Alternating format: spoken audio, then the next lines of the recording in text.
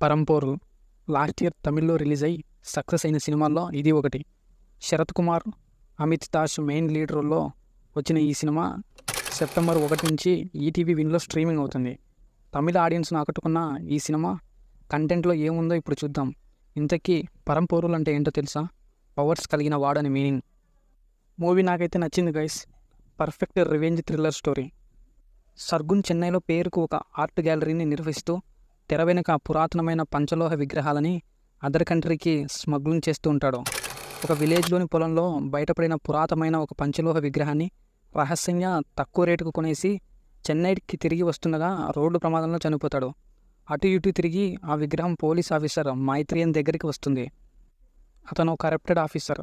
అది ఇష్టం లేని భార్య పిల్లలు అతనికి దూరంగా ఉంటూ ఉంటారు.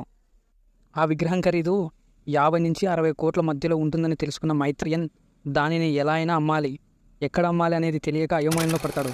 అదే సమయంలో అతనికి అనుకోని కొన్ని కాన్సిక్వెన్సెస్ వల్ల గౌరీ పరిచయం అవుతాడు. గతంలో అతను సర్గుణన్ దగ్గర పని చేయడం వలన అతనికి డీలర్స్తో పరిచయం ఉంటుంది. ఆఫ్టర్ ఏం జరిగిందనేది remaining rest of the main story. Maithriyan family, Gauri family, mafia ఈ 3 వైపుల నుంచి ఈ స్టోరీ నడుస్తుంది. యాక్షను, ఫ్యామిలీ, ఎమోషన్స్తో మెయిన్గా ఈ స్టోరీ రేసీ స్క్రీన్ ప్లేతో వెళ్తుంది. మూవీ స్టార్టింగ్ దగ్గర నుంచి ఎండ్ వరకు స్టోరీలో గ్రిప్పింగ్ని అలాగే కంటిన్యూ చేశారు. సినిమాలో పురాతన విగ్రహాలకు సంబంధించిన డీల్స్ ఎలా జరుగుతాయి అనేది చాలా ఇంట్రెస్టింగ్గా చూపించారు. అందుకు రెస్టారెంట్లో జరిగే డీల్ సీన్ పర్ఫెక్ట్ ఎగ్జాంపుల్గా చాలా రియలిస్టిక్గా అనిపిస్తుంది. ఇలాంటి ఒక సీన్ను డిజైన్ చేయడం మనం ఇంతకుముందు చూసి ఉండకపోవచ్చు. స్టోరీ స్లోగా వెళ్తున్నా నెక్స్ట్ ఏంటనే క్యూరియాసిటీని పెంచుతూ వెళ్తూ ఉంటుంది. స్క్రీన్పై ఎక్కడ ఎలాంటి హడావిడి కనిపించదు. ఈ సినిమాకి ప్రీ క్లైమాక్స్, క్లైమాక్స్ ప్రాణమనే చెప్పాలి. క్లైమాక్స్లోని ట్విస్టులు చాలా అన్ప్రెడిక్టబుల్గా ఉంటాయి. శరత్ కుమారు, అమితాషు, బాలాజీ శక్తివేల్ క్యారెక్టర్స్ని చాలా ఇన్సెంటివ్గా డిజైన్ చేశారు director. Story and story narration ఆడియన్స్ని అలా కూర్చోబెట్టేస్తాయి.